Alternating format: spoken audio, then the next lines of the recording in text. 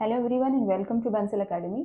हम लोगों ने लास्ट लेक्चर के अंदर अपने इन्नेट इम्यूनिटी के सेल्स को कवर करना शुरू किया था, जिसमें हमने डेंड्राइटिक सेल्स को कंप्लीट कर लिया था, राइट। अब जो नेक्स्ट टाइप के सेल्स हमारे पास आते हैं in case of your innate immune system, that are your monocytes. ठीक है जी, मोनोसाइट्स एंड मैक्रोफेजेस, इनको हम लोग साथ में डिस्कस कर लेते हैं। क्यों इनको हम साथ में डिस्कस करते हैं आप लोगों को भी समझ आ जाएगा।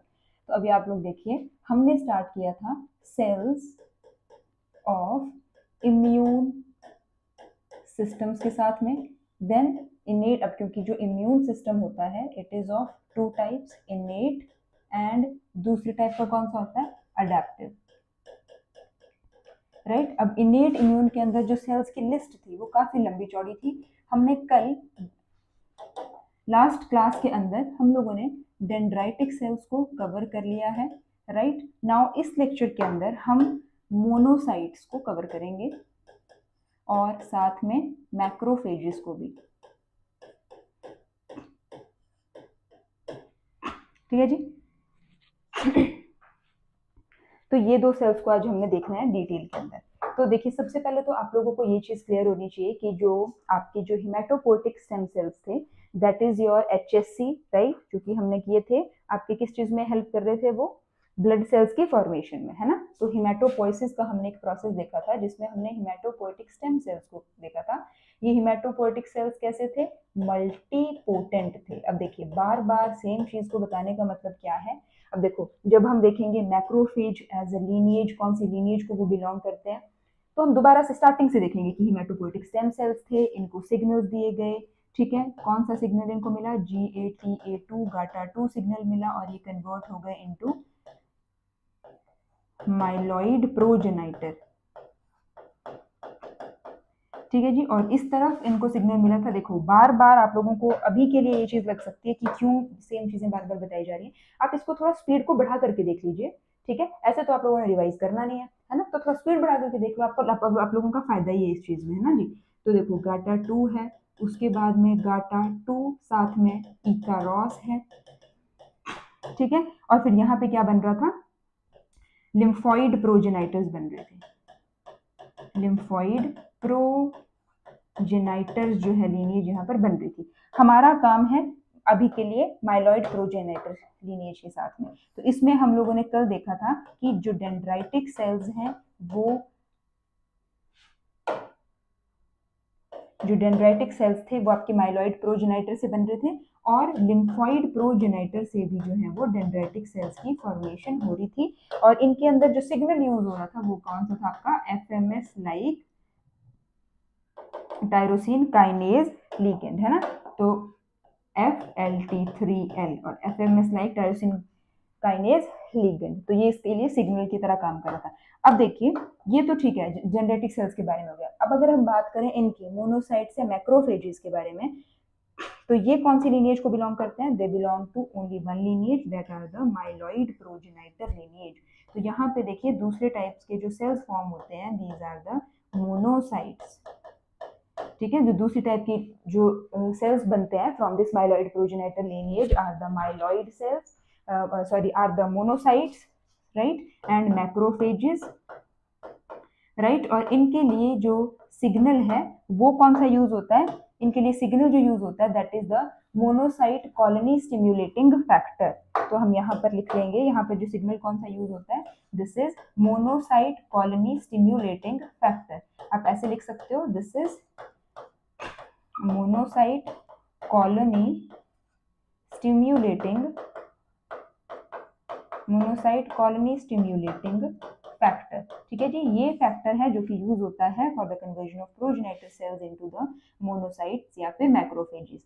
ठीक है, तो ये हम बात किसकी कर रहे हैं, अबाउट द मोनोसाइट्स या मैक्रोफेजेस। तो ये आप लोगों को थोड़ा सा क्लियर होगा। देखो, हर जो भी लेक्चर में हम लोग जिस भी सेल्स को स्टार्ट, जिस भी सेल टाइप ऑफ सेल को स्टार्ट करेंगे अंडर इनेट इम्यूनिटी या फिर अंडर लिम्फॉइड प्रोजेनाइटर लीनिएज, जिन भी हम सेल्स को देखेंगे, चाहे वो आपके इनेट इम्यूनिटी के सेल्स हो या फिर आपके अडैप्टिव इम्यूनिटी के सेल्स हो, हम हर बार देखेंगे कि वो कौन सी लीनिएज को बिलोंग कर रहे हैं, उनके लिए कौन सा सिग्नल जो है वो यूज हो रहा है for the conversion of this myeloid progenitor lineage into the different types of the sales.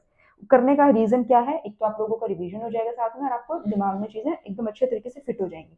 ठीक है जी, तो अब हेडिंग डाल लीजिए, मोनोसाइट्स को हम भी डिस्कस करने वाले हैं। तो मोनोसाइट्स,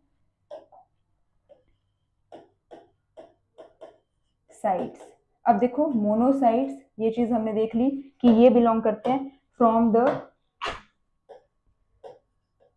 माइलॉइड प्रोजेनाइटर लिनिएज।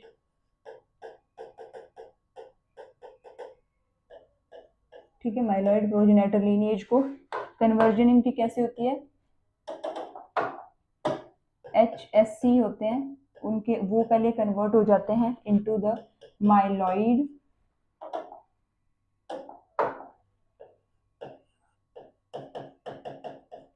ये प्रोजेनाइटर लीनिएज। ठीक है, उसके बाद ये माइलॉइड प्रोजेनाइटर लीनिएज के बाद इसके ऊपर जो है एक सिग्नल एक्ट करता है, that is the granulocyte monocyte colony stimulating factor, और फिर इससे बन जाते हैं ग्रेन्युलोसाइट प्रोजेनाइटर सेल्स। किसकी फॉर्मेशन होती है, ग्रेन्युलोसाइट मोनोसाइट प्रोजेनाइटर। ठीक है जी, इससे फॉर्मेशन यहाँ पर होती है ग्रेन्युलोसाइट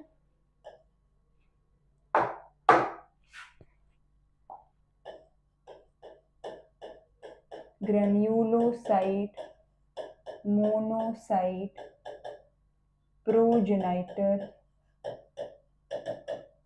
सेल्स, और फिर इसके ऊपर जब अकेला monocyte colony stimulating factor act करता है, ठीक है, इसके ऊपर जब अकेला मोनोसाइट कॉलोनी स्टिमुलेटिंग फैक्टर जब इसके ऊपर एक्ट करता है तो ये कन्वर्ट हो जाता है इनटू द मोनोसाइट।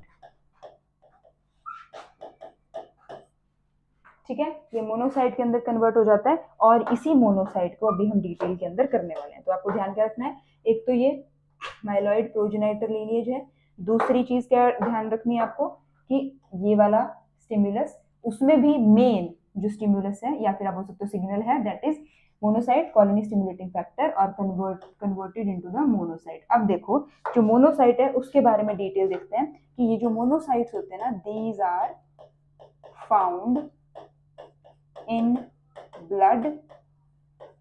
ठीक है, and these are in inactive state.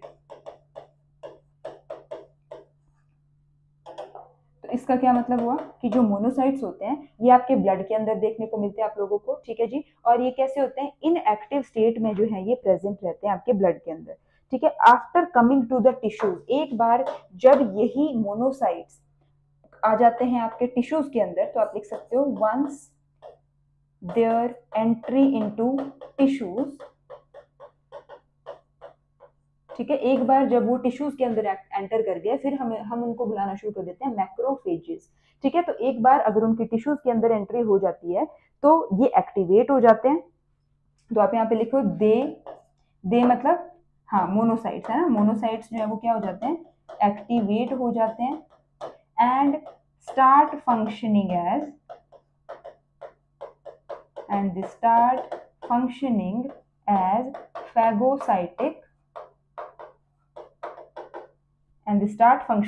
phagocytic और उनको हम फिर बुलाना शुरू कर देते हैं मैक्रोफेज।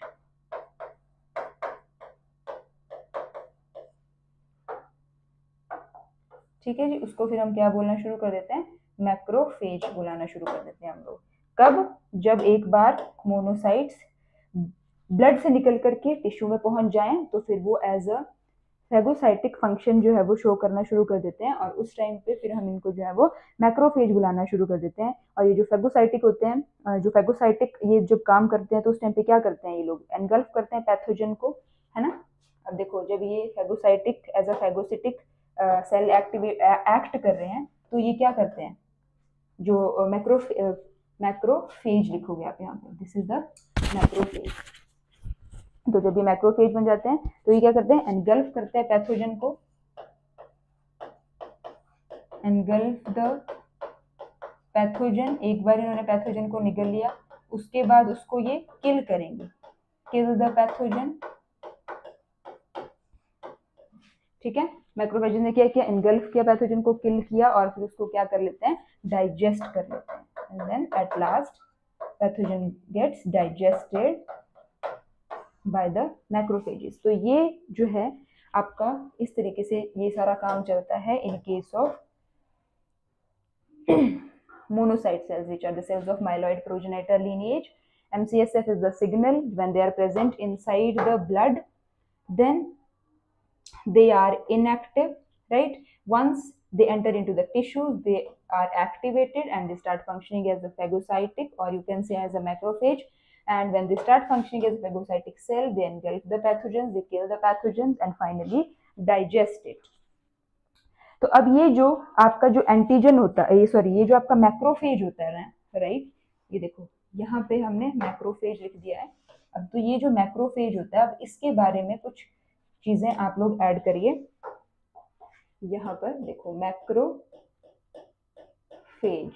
अब ये जो मैक्रोफेज होता है ना, अब ये चीज तो आप लोगों को पता चल गई है कि ये एनगल्फ कर रहा है पैथोजन को, उसको किल कर रहा है और फिर उसको डाइजेस्ट कर दे रहा है। बट ये जो मैक्रोफेज होता है, इसके दो फंक्शन होते हैं, dual role, it has dual role. Dual role मतलब दो दो काम। तो ड्यूअल रोल है कौन कौन से, एक तो एज अ फैगोसाइटिक सेल ये काम कर रहा है, और दूसरा रोल क्या है इसका कि ये जो है एंटीजन की प्रेजेंटेशन कर रहा है, बिल्कुल वैसे ही जैसे आपका डेंड्राइटिक सेल अपने MHC 1 और 2 के हेल्प से एंटीजन को प्रेजेंट कर रहा था to the T cytotoxic and T helper cell respectively, वैसे ही जो मैक्रोफेज है ये भी एंटीजन की प्रेजेंटेशन करता है with the help of MHC class 2, क्योंकि जो आपका ये मैक्रोफेजेस होते हैं ना, इसके ऊपर MHC क्लास 1 प्रेजेंट नहीं होती है, इसके ऊपर सिर्फ और सिर्फ MHC क्लास 2 ही प्रेजेंट होती है। तो इसका मतलब MHC क्लास 2 से फिर एंटीजन की प्रेजेंटेशन कौन से वाले टी सेल को होगी, तो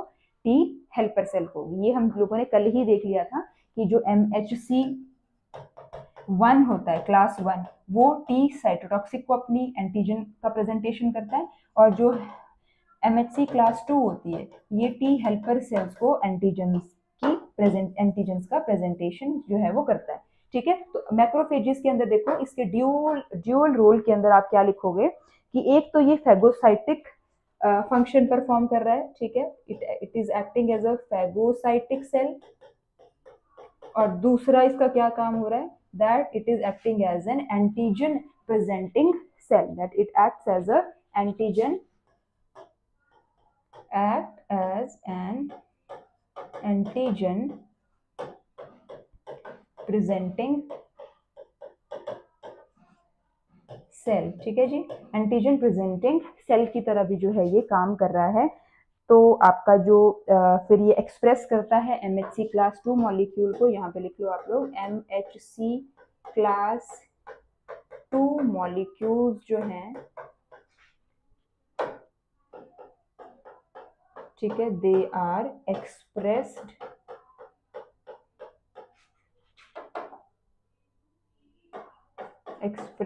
बाय द मैक्रोफेज। ठीक है, मैक्रोफेज जो है वो MHC क्लास 2 मॉलिक्यूल को एक्सप्रेस करते हैं, और फिर ये जो MHC 2 है ये क्या करता है, ये प्रेजेंट करता है एंटीजन को, it presents the antigen to T helper cells, short में TH सेल्स। ठीक है जी, इतना क्लियर हो गया आप लोगों को। अब अगर मैं यहाँ पे टी हेल्पर लिख रही हूँ, इसका मतलब CD क्या बोलेंगे हम लोग, CD4, क्योंकि CD4 प्लस कौन सा CD मॉलिक्यूल प्रेजेंट होता है on the T helper cell is the CD4 molecule, भी हम बोलते हैं TH को, क्योंकि इसमें क्रिस्टल ऑफ डिफरेंशिएशन 4 जो है वो प्रेजेंट होता है।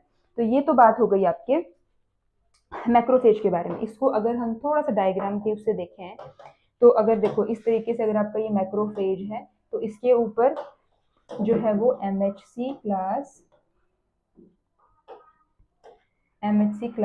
एक तो MHC क्लास 2 का एक्सप्रेशन होगा, देखो दिस इज द MHC2, और ये जो एंटीजन है this is the antigen.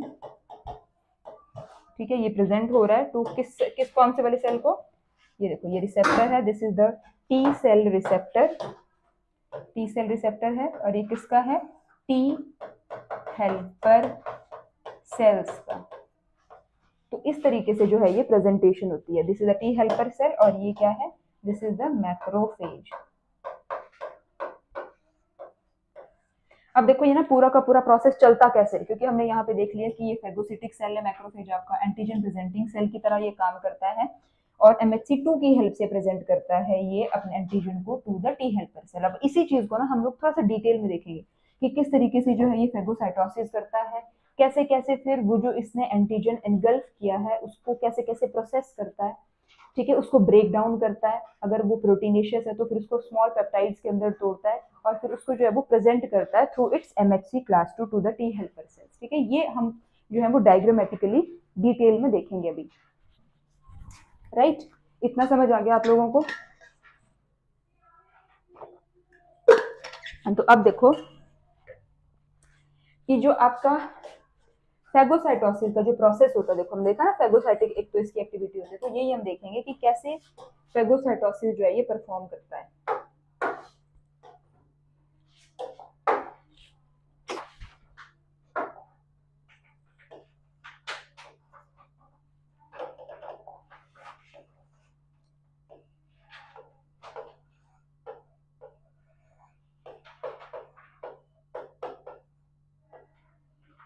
Right, so phagocytosis ये अभी हम यहाँ पर देखेंगे। तो देखो एक बड़ा सा पहले तो आप लोग सेल बना लो जिसको आप बोलेंगे मैक्रोफेज। ये देखो ये इस तरीके से एक सेल बना लिया हमने।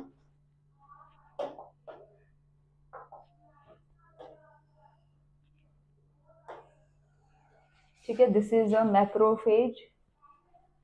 राइट, अब देखो अब अगर हमने ये मैक्रोफेज बना लिया है तो सबसे पहले क्या करता है, ये फेगोसाइटोसिस करेगा, है ना।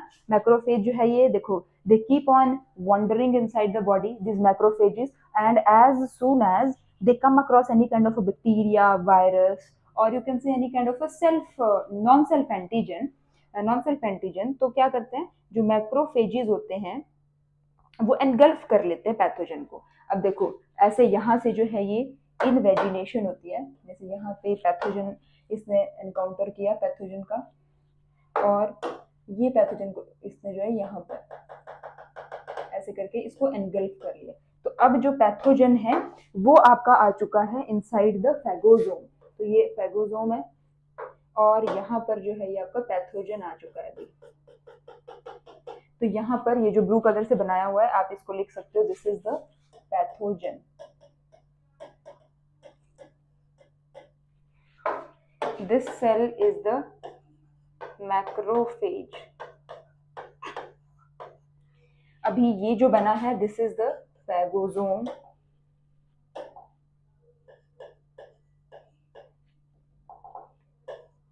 ये क्या बन गया है, दिस इज द फेगोजोम। तो अब ये जो फेगोजोम है it will come across another cell organelle that is the lysosome, है ना।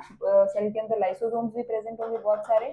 तो ये लाइसोसोम्स इसके साथ में जब फ्यूज करेगा, लाइसोसोम और फेगोसोम की जब आपस में फ्यूजन होगी तो क्या होगा, आप ये देखिए यहाँ पर, क्योंकि आपको पता ही है लाइसोसोम्स के अंदर क्या प्रेजेंट होते हैं, हाइड्रोलिटिक एंजाइम्स प्रेजेंट होते हैं। तो वो यहाँ पे ब्रेक डाउन कर देते हैं जो भी ऐसे प्रोटीनेशियस स्ट्रक्चर होगा या फिर जो भी जिस भी टाइप का ये स्ट्रक्चर होगा, चाहे लिपिड का बना होगा, कार्बोहाइड्रेट का बना होगा, प्रोटीन्स का बना होगा, उसी के अकॉर्डिंग आपको पता है लाइसोसोम्स के अंदर डिफरेंट टाइप्स के एंजाइम्स प्रेजेंट होते हैं ना, पेप्टाइडेज, प्रोटीएज, देन लाइपेज, है ना। ऐसे बहुत सारे एंजाइम्स होते हैं अलग अलग टाइप के। तो depending upon what kind of the pathogen has come into this phagosome, the lysosomes will accordingly release its enzymes और एक स्ट्रक्चर फॉर्म करेंगे। कैसे, देखो दिस इज द फेगोसोम, यहाँ से इसने जो है लाइसोसोम ने इसको लाइज कर दिया है इस तरीके से और ऐसे करके इसको मतलब सारे के सारे अपने जो भी हाइड्रोलिटिक एंजाइम्स हैं वो इसके ऊपर फेंक दिए हैं इसने फेगोसोम के ऊपर और एंटर कर रहा है ये into this antigen which is present inside this phagosome. और ये जो फिर स्ट्रक्चर बनता है इसको हम बुलाना स्टार्ट कर देते हैं फेगोलाइसोसोम। सो दिस इज फेगो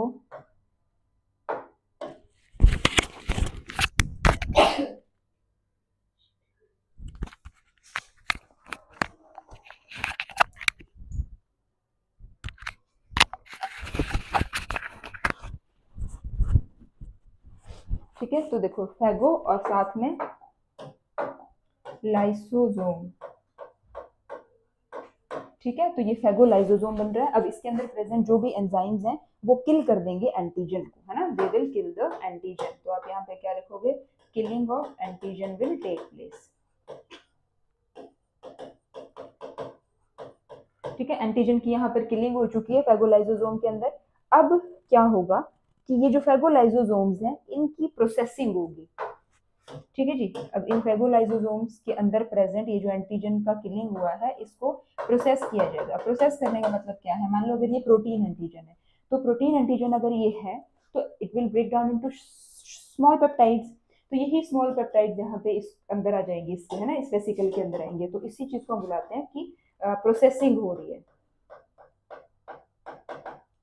ठीक है, टूट रही है चीज और फिर ऐसे वेसिकल्स में आकर के बंद हो जा रही है, तो प्रोसेसिंग होगी इसकी, ठीक है। स्पेसिफिक पेप्टाइड्स जो होंगे एंटीजन के, जो स्पेसिफिक पेप्टाइड्स होंगे उनको सेपरेट किया जाएगा, ठीक है। जैसे एंटीजन का पूरा सरफेस है, इसके अंदर प्रेजेंट जो भी स्पेसिफिक एंटीजन, जो भी स्पेसिफिक टाइप के प्रोटीन्स होंगे उनको सेपरेट किया जाएगा, ठीक है। उन एंटीजन को सेपरेट करके जो है मैक्रोफेज, अच्छा, सेपरेट करके इस वेसिकल के अंदर डाल दिया। अब अगला काम क्या होता है, इसी मैक्रोफेज के अंदर प्रेजेंट होता है एंडोप्लाज्मिक रेटिक्यूलम।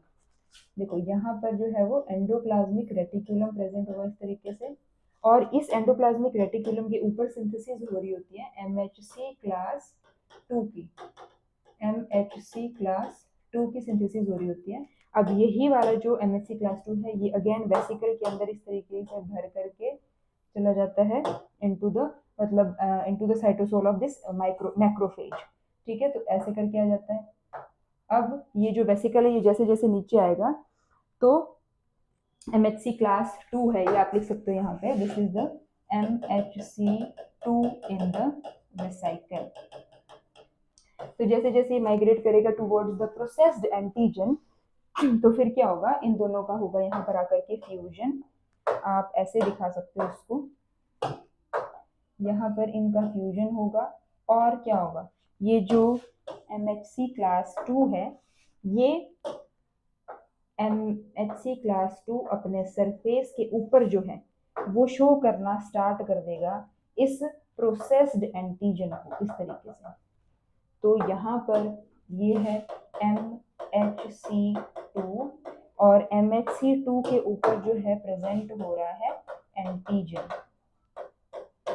ठीक है जी। एंटीजन की यहाँ पर क्या हो रही है, प्रेजेंटेशन हो रही है, और यही जो है काम होता है आपके मैक्रोफेज का, ठीक है। यही चीज हमने यहाँ पर समझी हुई थी कि देखो फेगोसाइटोसिस में क्या हो रहा था, जो मैक्रोफेज था, ठीक है, जो मैक्रोफेज था वो क्या कर रहा था, देखो एनगल्फ कर रहा था पैथोजन को, फेगोसोम के अंदर आ गया पैथोजन। अब लाइसोसोम्स आए और फेगोसोम आपस में कंबाइन हो गए, फेगोलाइसोसोम बन गया। लाइसोसोम के अंदर प्रेजेंट जो भी हाइड्रोलिटिक एंजाइम्स थे उन्होंने किल कर दिया एंटीजन को।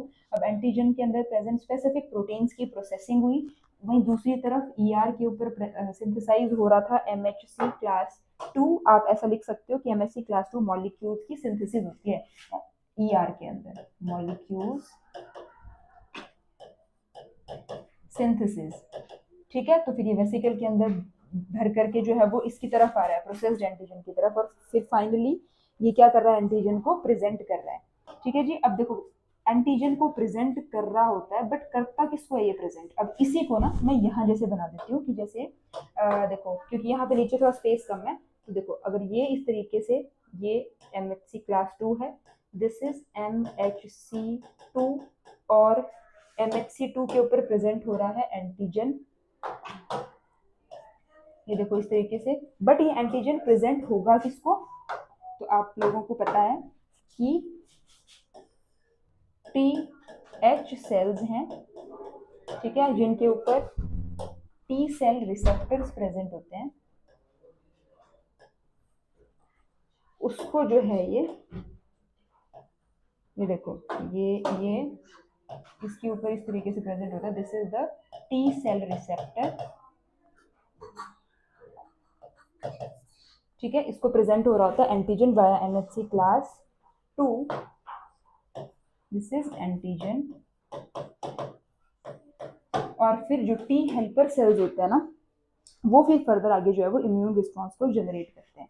अब देखो होता क्या है ना कि जैसे देखो मैक्रोफेज ने एनकाउंटर किया एंटीजन को, अब इसने एंटीजन को एनगल्फ करके जो है वो किल कर दिया, बट इसका सिर्फ यहीं पर काम खत्म नहीं हो जाता। अब इसको चाहिए कि पता नहीं बॉडी के अंदर कितने सारे ऐसे एंटीजन होंगे, मैक्रोफेज को तो यही लगता है ना कि कितने सारे एंटीजन जो है वो बॉडी के अंदर आ गए होंगे। अब एक को तो इसने जो है वो किल कर दिया, बट पैथोजन में भी प्रेजेंट इन अवर बॉडी, ऐसे ही टाइप्स के।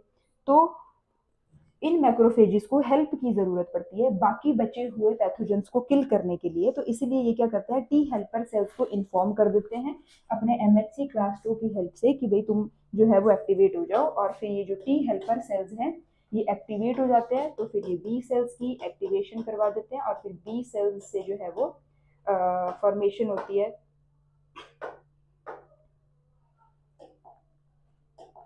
किससे, किस चीज की, प्लाज्मा सेल्स की। और फिर प्लाज्मा सेल्स जो होते हैं उनसे बनती है एंटीबॉडीज।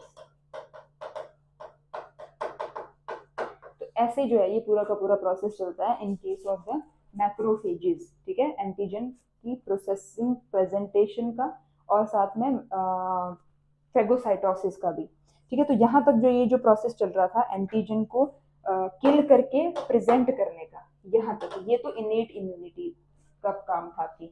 कि उसके बाद में जहां पर जैसे ये टी सेल्स को प्रेजेंट हुआ और ये वाला काम करना शुरू हुआ आपका इम्यून सिस्टम, तो इससे फिर हम बोलेंगे कि ये आपका पार्ट आ जाता है अडेप्टिव इम्यूनिटी का। क्योंकि आप लोगों ने देखा था कि जो इनेट इम्यूनिटी के सेल्स हैं वो तो मैक्रोफेजेस हैं, बट जो टी हेल्पर सेल्स होते हैं वो कौन सी इम्यूनिटी के सेल्स होते हैं, वो आपके होते हैं अडेप्टिव इम्यूनिटी के सेल्स, ठीक है। तो ये आपका कवर होता है इसके साथ में कि कैसे आपके जो मैक्रोफेजेस होते हैं वो प्रोसेसिंग और प्रेजेंटेशन वगैरह करते हैं आपके एंटीजन की to the T helper cell. अब आगे हमने क्या करना है, कुछ एग्जांपल्स करने हैं। Name of macrophages in different tissues, तो यहाँ पे आप लिख लो names of macrophages in different tissues. अब देखो इस चीज का क्या मतलब है कि देखो मैक्रोफेजेस बॉडी के अंदर प्रेजेंट है, बट साइंटिस्ट्स ने क्या डिस्कवर किया, अलग अलग ऑर्गन्स के अंदर ना उनको अलग अलग मतलब कि उनको ऐसी ही सेल्स देखने को मिल रही थी कि जैसे अगर ब्रेन की बात करें तो उसमें भी उनको ऐसी एक्टिविटी देखने को मिल रही थी कि कोई सेल है जो कि ऐसे फेगोसाइटोसिस कर रहा है, एंटीजन को प्रेजेंट कर रहा है to the T helper cell. तो उन्होंने सोचा कि अच्छा ये तो बिल्कुल सेम काम करे मैक्रोफेजेस की तरह। सिमिलरली उनको ऐसे ही सेल्स किडनी में देखने को मिले, लिवर में देखने को मिले, जो कि ऐसा सही काम कर रहे थे। तो उन्होंने क्या किया, उनको अलग अलग नाम दे दिए, अलग अलग ऑर्गन्स के अंदर अलग अलग नाम दे दिए, बट अल्टीमेटली है तो वो क्या, मैक्रोफेजेस ही, ठीक है। तो name of macrophages in different tissues, तो क्या क्या नाम आते हैं। सबसे पहले हम बात करेंगे लंग्स की, ठीक है, उसके मतलब कि लंग्स के अंदर मैक्रोफेजेस को किस नाम से बुलाया जाता है। उसके बाद आ जाती है हमारे पास जो है स्प्लीन, कि स्प्लीन में मैक्रोफेजेस को किस नाम से बुलाया जाता है, लिवर, देन बोन, उसके बाद में किडनी, देन ब्रेन। तो ये अलग अलग आपके ऑर्गन्स हैं जहां पे मैक्रोफेजेस को अलग अलग नामों से जो है वो बुलाया जाता है। बात अगर हम करें लंग्स की, तो लंग्स के अंदर the macrophages are known as alveolar cells, alveolar cells, ध्यान रखना भाई, एल्वियोलाई नहीं, I am talking about alveolar cells. Spleen के अंदर macrophages are known as splenic cells, ठीक है, स्प्लीनिक सेल्स बोला जाता है इनको। लिवर के अंदर they are known as Kupffer cells, bones के अंदर they are known as osteoclasts, kidney में they are known as mesangial cells, और ब्रेन में हम लोग इनको क्या बुलाते हैं, ग्लायल सेल्स, माइक्रोग्लायल सेल्स, ठीक है। ब्रेन के अंदर they are known as microglial cells.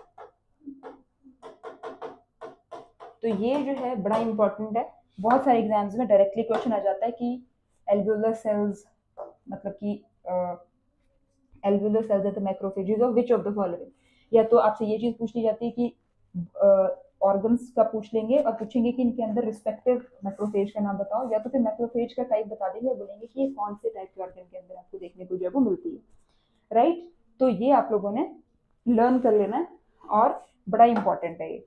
तो एक बार देख लेते हैं हमने क्या करा लेक्चर के अंदर। इम्यून सेल्स को हम देख रहे हैं। इम्यून सेल्स के अंदर हम लोग क्या कर रहे हैं, इम्यूनिटी आपको पता है इनेट होती है और होती है अडेप्टिव इम्यूनिटी, राइट। इनेट है, ठीक है, अडेप्टिव है, ठीक बात है। अब हम देख रहे हैं इनेट इम्यूनिटी के सेल्स को। डेंड्राइटिक सेल्स हम कल कर चुके हैं, आज हमने किया मोनोसाइट्स और मैक्रोफेजेस को। मैक्रोफेजेस और मोनोसाइट्स को हमने किया तो हमने क्या देखा कि ये दोनों ही माइलॉइड प्रोजेनिटर लीनिएज से बन रहे हैं और इनको सिग्नल कौन सा रिक्वायर्ड है, monocyte colony stimulating factor required है। देन हमने यहाँ पर भी क्या देखा,